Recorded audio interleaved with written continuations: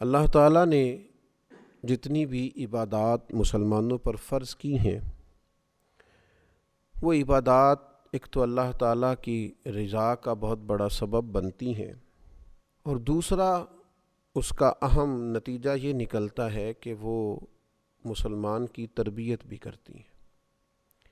نماز ہو، روزہ ہو، حج ہو، زکوٰۃ ہو، آپ ان تمام عبادات کو کھول کر دیکھ لیں، یہ انسان کو تربیت کے مرحلے سے گزارتی ہیں، اور انسان ان عبادات کو صحیح طور پر جب بجا لاتا ہے، عملاً جب ان عبادات کو اخلاص کے ساتھ وہ ادا کرتا ہے تو اس کی ایک بہترین تربیت ہوتی ہے۔ الحمدللہ اللہ تعالیٰ نے ہمیں رمضان المبارک عطا کیا ہے اور اس کے روزے فرض کیے ہیں، تو ارشاد فرمایا کہ یا ایھا الذین آمنوا کتب علیکم الصیام کما کتب علی الذین من قبلکم، اے ایمان والو تم پر روزے فرض کیے گئے ہیں جیسا کہ تم سے پہلے لوگوں پر فرض کیے گئے تھے، اور مقصد کیا ہے؟ لعلکم تتقون، تاکہ تم پرہیزگار ہو جاؤ، تمہیں تقوی نصیب ہو جائے۔ روزہ بہت بڑی تربیت کرتا ہے انسان کی۔ روزہ انسان کو مجاہدے کی تربیت دیتا ہے۔ انسان مجاہدے کا مطلب ہوتا ہے مشقت کرنا اپنے نفس کے خلاف۔ تو رمضان المبارک میں آپ دیکھ لیں، ہم بہت سارے کام اپنی طبیعت کے خلاف کرتے ہیں، تو رمضان اور روزہ یہ ہماری تربیت کرتا ہے۔ کہاں لوگ اٹھتے ہیں سحری کے وقت؟ کہاں وہ وقت ہوتا ہے جاگنے کا، بیدار ہونے کا؟ اور آج جس معاشرے میں ہم ہیں، اس معاشرے میں تو وہی ٹائم الا ماشاء اللہ لوگوں کے سونے کا تھا، معاذ اللہ۔ لیکن حکم دیا، ارشاد فرمایا کہ تمہیں سحری کو اٹھ کے کھانا کھانا ہے۔ وہ کریم ہے نا، بے نیاز ہے، چاہتا تو یہ حکم فجر کے فوراً بعد بھی رکھا جا سکتا تھا۔ فجر کا وقت طلوع ہونے سے پہلے تمہیں سحری کھانی ہے، یہ خلاف طبیعت ہے، اور ظاہر ہے جس کو کھانا ہے اسے کچھ وقت پہلے اٹھنا ہے، اس کی تیاری بھی تو کرنی ہے، پہلے بنانا ہے تو ہی کھانا ہے۔ تو انسان پر اگرچہ یہ مشکل تھا، لیکن اس سے کہا گیا کہ اس مشقت کو برداشت کر، لعلکم تتقون، تاکہ تم پرہیزگار ہو جاؤ۔ روزہ جس مشقت سے ہمیں گزارتا ہے، ہمیں پرہیزگاری نصیب ہوتی ہے۔ اور آپ دیکھیے کہ روزہ بہت بڑا مراقبہ ہے۔ کس بات کا مراقبہ؟ اللہ تعالیٰ کے حاضر و ناظر ہونے کا مراقبہ۔ آپ اکیلے ہیں گھر میں، کوئی آپ کو نہیں دیکھ رہا، فریزر کے اندر سارا کھانا موجود ہے، آپ اطمینان سے کھانا کھا سکتے ہیں، لیکن نہیں کھاتے۔ کیوں نہیں کھاتے؟ کہ میں نے روزہ رکھا ہوا ہے۔ تو روزہ یہ تربیت کرتا ہے، مجاہدہ کراتا ہے کہ اللہ مجھے دیکھ رہا ہے۔ اگر یہ مشق پک جائے نا باقی 11 مہینوں میں بھی، تو تنہائیاں پاک ہو جائیں گی، ساری مزاج پاک ہو جائے گا۔ جس طرح اگر صبح سحری میں اٹھنا پک جائے تو فجر کیا تہجد کی مضبوطی بھی نصیب ہوگی۔ یہ ایک مشقت اور ایک تربیت روزے نے ہماری کی۔ اور میں آپ سے عرض کروں، کبھی اس نظریے کو پکا کے دیکھیں۔ حضرت جنید بغدادی رحمۃ اللہ علیہ فرماتے ہیں، مجھے میرے شیخ نے کہا تھا کہ بیٹا اس ذہن کو اچھی طرح پکا لو کہ میرا اللہ میرے ساتھ ہے اور میرا اللہ مجھے دیکھ رہا، اس کو پختہ کر لو۔ پھر تو یوں ہے کہ انسان کا سارا وقت ہی معیاری اور قیمتی ہو جائے گا، پھر تو وہ مسجع مکفّع شگفتہ زندگی گزارنے لگے گا۔ تو روزہ عملاً اس کی مشقت کراتا ہے۔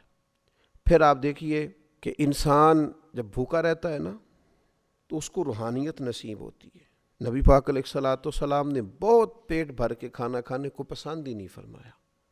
اللہ کے حبیب صلی اللہ تعالیٰ علیہ وسلم فرماتے ہیں، کسی نے جو سب سے برا برتن بھرا ہے وہ پیٹ ہے۔ روزہ جو ہماری تربیت کرتا ہے، مشقت ہمیں روزے کی صورت میں جس مشقت سے گزرنا پڑتا ہے، وہ کس قدر انقلاب برپا کرتی ہے۔ ایک حدیث میں نبی پاک علیہ السلام نے فرمایا کہ شیطان آدمی کے اندر ایسے رواں دواں رہتا ہے جیسے خون، بس چاہیے کہ بھوک کے ذریعے شیطان کا رستہ روکا جائے۔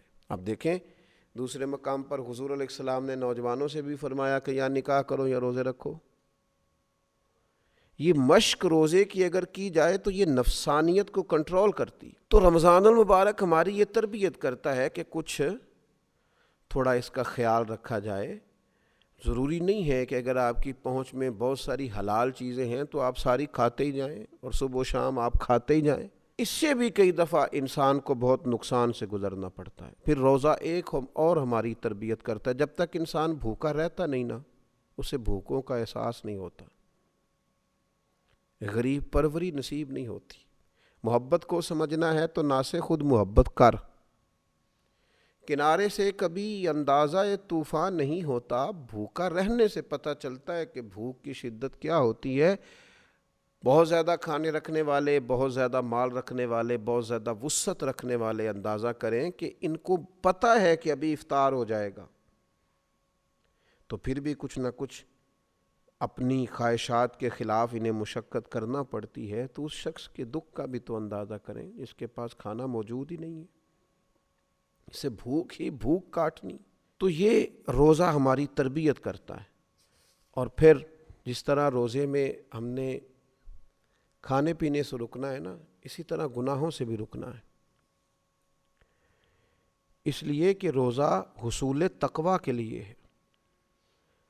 اللہ کی رضا کے لیے اگر ہم رکے ہوئے ہیں کھانے سے، پینے سے، عمل زوجیت سے، تو اسی طریقے سے اللہ کی رضا کے لیے رکنا ہے حرام سے، جھوٹ سے، غیبت سے، بدی سے۔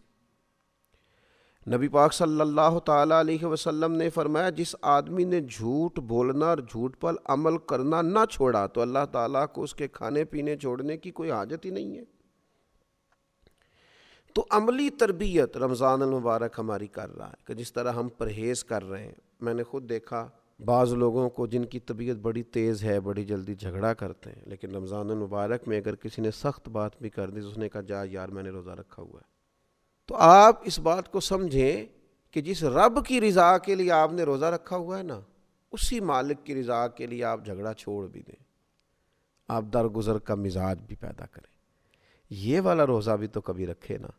اور پھر روزہ ہمارا قرآن مجید سے رشتہ بڑا مضبوط کرتا ہے۔ آپ دیکھیے جتنا موسم بہار رمضان میں ہوتا ہے نا، تلاوت قرآن مجید کا مشق ہو رہی ہے، قرآن مجید یاد کیا جا رہا ہے، سنایا جا رہا ہے، مسلمانوں کی بڑی تعداد، بہت بڑی تعداد ذوق شوق سے تراویح میں کھڑی ہے، قرآن مجید سن رہی ہے، گھروں میں تلاوت قرآن مجید ہو رہی ہے۔ تو روزہ تربیت کر رہا ہے کہ قرآن پاک سے جڑ جاؤ، اس کے حلال کو حلال سمجھو، اس کے حرام کو حرام سمجھو، قرآن مجید کے قاعدوں اور ضابطوں کے مطابق اپنی زندگی کو ترتیب دینا شروع کرو۔ پھر جب ہم آگے بڑھتے ہیں تو رمضان المبارک ہمیں پابندی اوقات کا بڑا درس دیتا ہے۔ آپ کو فجر سے پہلے کھانا ہے، یہی وقت ہے، اس کی آپ کو پابندی کرنی ہے۔ اگر فجر ہو گئی، آذان ہو گئی، تو آپ ایک لقمہ اپنے گلے سے نہیں اتار سکتے، آپ پر پابندی ہے، آپ کو ٹائم دیا گیا، اسی ٹائم کے اندر آپ کریں گے یہ کام۔ اور پھر افطار بھی آپ کو مغرب کی آذان سے کرنا ہے، وقت مغرب، آپ اس سے 5 منٹ پہلے افطار نہیں کر سکتے، اور بہت دیر کر دینا افطار میں وہ بھی مکروہ تحریمی ہے، یعنی وقت کے اندر آپ افطار کریں۔ تو رمضان المبارک وقت کی پابندی کا بڑا درس دیتا ہے۔ میں نے دیکھا ہے کہ لوگ دوڑ رہے ہوتے ہیں، جلدی اٹھ جاؤ افطاری کا ٹائم ہو گیا ہے، جلدی کریں، تیاری کریں، اہتمام کریں۔ شام کو بھی جو رش دکانوں پہ اور جو رش کھانے کی جگہوں پر افطار کے لیے ہوتا ہے، اس سے پہلے اور اس کے بعد وہ نہیں ہوتا۔ تو جس طرح ہم رمضان المبارک کے اندر پابندی کر رہے ہیں اور خیال کر رہے ہیں، ہمیں اسی طرح باقی اپنے سال میں بھی اس مشق کو جاری رکھنا چاہیے۔ وقت پر نماز پڑھیں، اٹھ کر وقت پر اپنے سارے کام سر انجام دیں، دینی اجتماعات ہوں یا کوئی دیگر تقریبات ہوں، وقت پر شروع کریں، وقت پر اس کو ختم کریں۔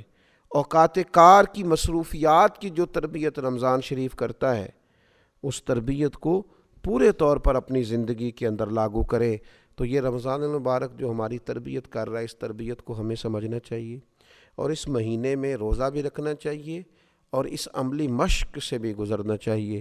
اللہ تبارک و تعالی سمجھنے کی اور صحیح معنوں میں رمضان سے فیض یاب ہونے کی توفیق عطا فرمائے۔